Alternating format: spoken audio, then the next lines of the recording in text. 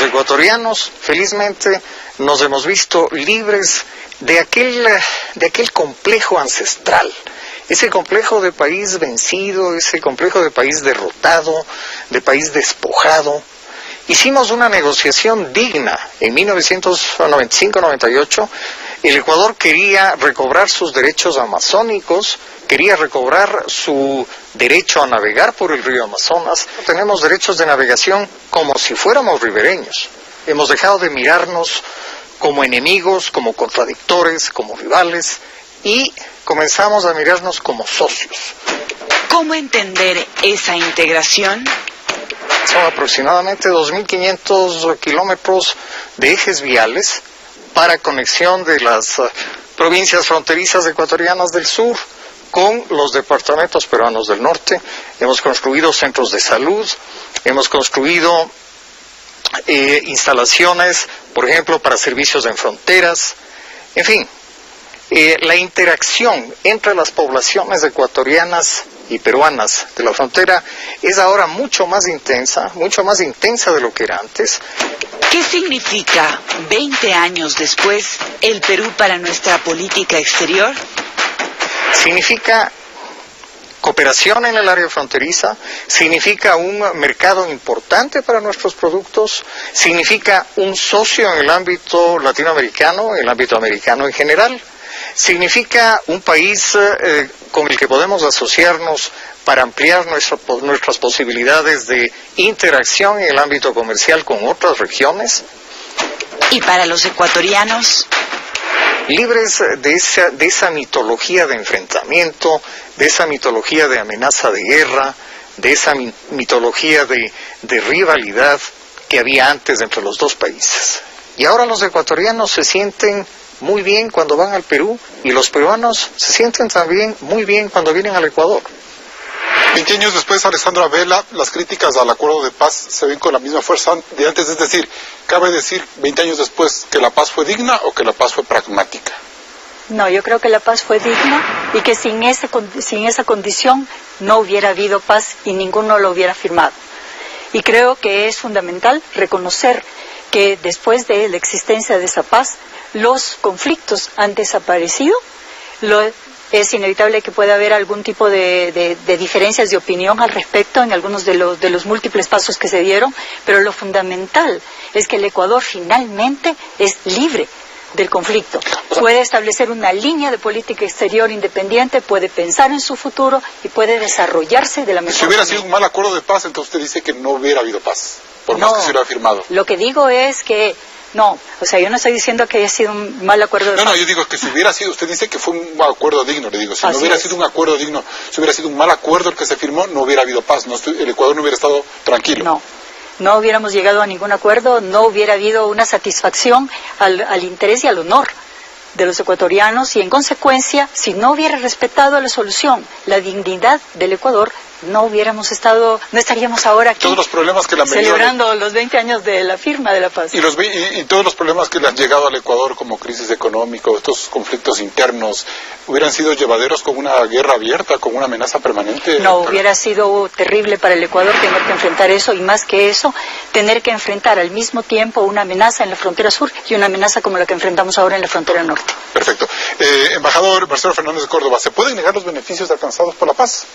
Bueno, los beneficios de estos 20 años de paz no se pueden negar. De hecho, la paz en sí misma es algo beneficioso para cualquier país, no solamente para el Ecuador. Entonces, desde ese punto de vista es beneficioso la paz.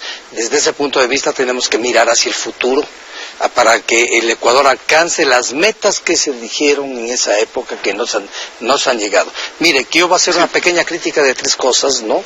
Que me preocupan. En primer lugar, yo creo que el embajador Suárez está equivocado al decir que por la paz hemos adquirido la navegación en los ríos. No, señor. La navegación está reconocido en el protocolo del Río de Janeiro. Hace un momento se habló del kilómetro cuadrado, que son 100 hectáreas con soberanía peruana, que sigue ahí votado a cambio, está lleno de minas todavía. A cambio de lo que sea, pero no está nada. Y de los dos puestos en el Amazonas son 2 duty free, porque no son otra cosa, que tienen que ser construidos y manejados conforme a las leyes peruanas, que no. ¿Y por qué lo hemos desaprovechado? ¿Qué ha pasado? Eso hay que ver todas las cosas que se dijeron. Sí hay un avance pequeño en materia que se han hecho los esfuerzos, cada país independientemente el uno del otro, pero que convergen en determinado momento en aspecto de carreteras, en aspecto de salud, en ese tipo de cosas sí hay. Pero las expectativas totales de hace 20 años han quedado muy lejos de la realidad. ¿Y se subsanó la condición de país amazónico, doctor Enrique Mora, con los acuerdos del 98? Eso no estaba en discusión, como tampoco estaba en discusión la navegabilidad en los ríos. Lo que yo entendí que Alejandro Suárez quiso decir, que se posibilitó en la práctica la navegabilidad, porque mientras había el conflicto no era posible. Eso es lo que realmente debe plantear. Sí habíamos utilizado varias veces pero el con río dificultades. En realidad el acuerdo facilitó la navegabilidad, pero eso es muy importante destacar. Yo quisiera decir 2 cosas. Primero, yo creo que el acuerdo fue digno, pragmático y era lo posible. Y por lo tanto... No podemos esperar más tiempo, no se podía perder no un minuto cabía. más. ¿Por qué? Yo creo que el Ecuador lo hizo. Doctor, ¿Qué hubiera pasado un problema con la frontera en Colombia preparándonos para un enfrentamiento en el sur? Gravísimo. Entonces yo creo que fue oportuno, hubo que hacerlo y, sin embargo, insisto, 2 observaciones. La primera, que es muy importante. El Ecuador por primera vez se reconoció a sí mismo en su territorio. Aquí traje el texto de Cívica que preparamos el año 2004. Primera vez que los ecuatorianas, los jóvenes, veían al país como era. Antes, entre la Cancillería y el Instituto Geográfico Militar, nos prohibían mostrar el Ecuador real. Había que poner el Ecuador imaginario que llegaba hasta Iquitos. Que nunca fue ecuatoriano. Que en realidad era un hecho artificial que ni siquiera nos permitía conocer la cara de nuestro país. Eso, y el haber cerrado las fronteras, fue muy importante. Todo lo que se ha dicho sobre la intensificación del comercio, etcétera, es importante. Pero también hay que destacar una cosa. Hubo una serie de ofrecimientos de los organismos internacionales que nos iban a dar incluso 3.000 millones, dijeron después, incluso luego llegaron a 10.000, de créditos no reembolsables que nunca se cumplieron. Y en ese sentido yo sí creo que esa es una de las grandes fallas de la paz, que las expectativas que se crearon quedaron muy reducidas. Sin embargo, a pesar de eso, insisto que el acuerdo fue favorable. Déjenme decir algo en otro espacio. Brasil se independizó como un solo país, es una potencia. Los Estados Unidos, 13 colonias como un solo país, una potencia.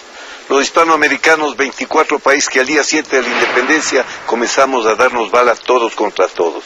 Una de las razones del subdesarrollo de los hispanoamericanos han sido las guerras de frontera. Estamos en el siglo XXI, las fronteras significan otra cosa, son permeables, los símbolos de la soberanía son distintos. Yo creo que no podíamos iniciar el siglo XXI manteniendo este viejo pleito que hacía daño a América Latina, al Perú y al Ecuador, y especialmente a sus pueblos. Bien. Vamos a un nuevo corte. Volvemos en Políticamente Correcto. Conclusiones. Paco Moncayo, 20 años después, ¿la paz con el Perú ha sido políticamente correcta? Ha sido políticamente correcta y no podemos olvidar la sangre de esos soldados afroecuatorianos, indígenas, mestizos, que hicieron posible que esto suceda.